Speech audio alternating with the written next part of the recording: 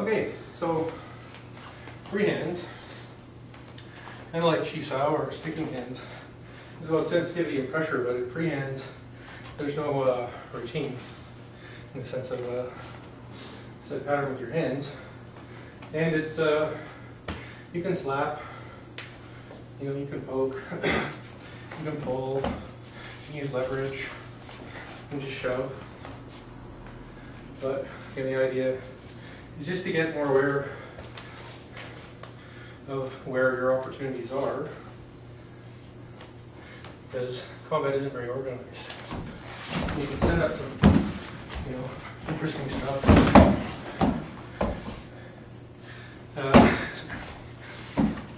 But it's hard to get too fancy or too ahead of yourself because you never know what the other person's going to do.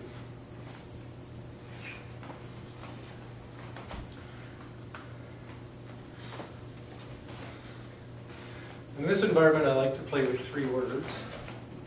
The first word is no.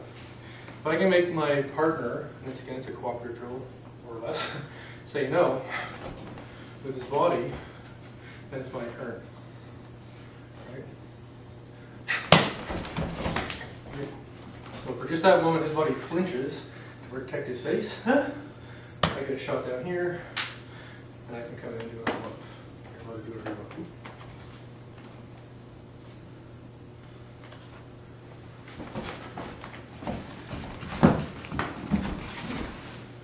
Don't just get on.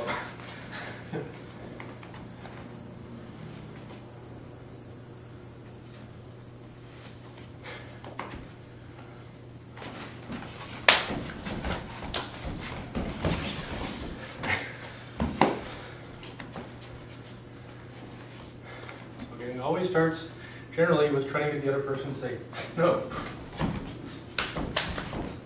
As long as his body's a step behind me, I can be more careful about what I'm doing. Now the other word I like is for my opponent to say yes. He thinks he's got a really good idea, and then I can use that for myself.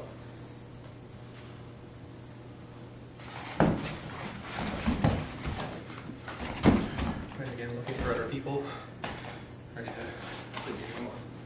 So if he gets his mindset on trying something, like trying to make me say no, or he's sure of that, then that's a yes, right? So I can utilize that commitment of his nervous system to go from here to here, from here to here. Whatever he's going to try and do, it's a yes, right? So as long as he's committed for that moment, I can use that commitment to turn it into whatever I want.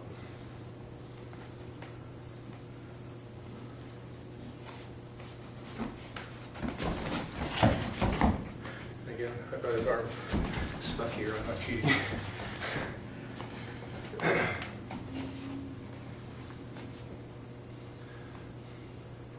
And it's kind of sloppy, and you can get really silly with, what you do with your body, just in case what do I do if I get stuck in here?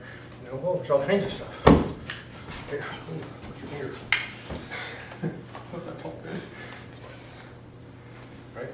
So, lots of fun. So I'll give Joe some yeses, and he can have some fun showing people what he can do. I created a monster. Yeah, if you know what you're doing, it's not working. Right, so I'm actually trying to go like this, and like this.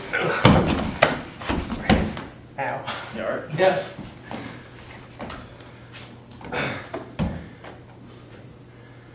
I give him a yes, he decides what to do with it.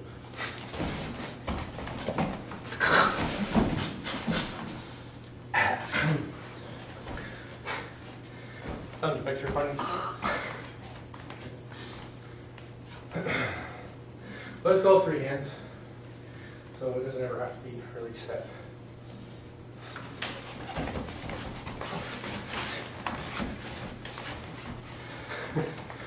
Decisions.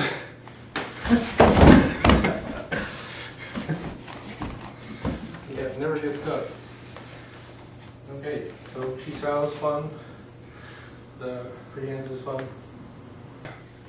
But very, very useful, primarily on conditioning yourself when a person comes at you to just choose, yes, I'm going to interact with his weapons, but I'm not going to get stiff about it. I'm not going to say no. I'm going to just come in and say, okay, here we go. If he says no to something I'm doing, I can take advantage of it and start hitting him. Right? We come at each other and I try to protect myself. He gets a really big yes going on. Maybe I can use that to set up something that I want. Right? So one last thing in the free hands, because there's 3 words. Right? I don't want to say no, because that gives him my body. I don't want to say yes, because that gives him my body and my momentum. What I want to keep saying is, maybe, that might work, that might work, that might work, that might work. That's got some legs, maybe, that might do something, that maybe, I don't know. If I can stay in the land of maybe, and assume he's going to be doing the same thing, you know, then there isn't really the need to get serious, because it's probably more likely what I try to do with my yes isn't going to work. So I'm just feeding him stuff that's predictable. So I can stay with maybe the whole time, and he does as much yesing and knowing and whatever he wants. Right. Maybe, I don't know, I'm not sure if that's really going to work. I think I got that checked out. Probably might work low, I don't know. Right, and then I can just stay in this habit place of, oh, I'm not sure what's going to happen. I don't think I want to know. Right, because at this point, I'm sure I can hit him, I can sweep him. But I'd rather just enjoy the training experience of, let's just let this go and keep in that baby place. So that when I think about combat, I'm not freaking out. I'm just going, well, weapon's fine. I'm going to have to do something. Eventually, whatever I get, and I can't choose, it's just too random. So as long as that's your happy place, you know, maybe I'll do this, maybe I'll block that, maybe I'll just grab his chin and rip it off. If there's a kidney, maybe the balls are always a good idea. And again, maybe. At any moment he could do something completely unexpected. And if I go to, oh no, well, so much for my training, because now it's out the window, because I froze up. So a great deal about what we're doing with sensitivity drills in applied combatives is, it's a habit to close, to crash, using sensitivity and awareness, position, structure, get your hand on their spine at a distance where you can deliver enough pain or violence or damage that they're basically in a whole, I don't know, 3 to 5 seconds of, oh no. If I can create that condition, I can be as decisive and hopefully as careful as possible, move into harm's way, cease his capacity to do harm, end of story.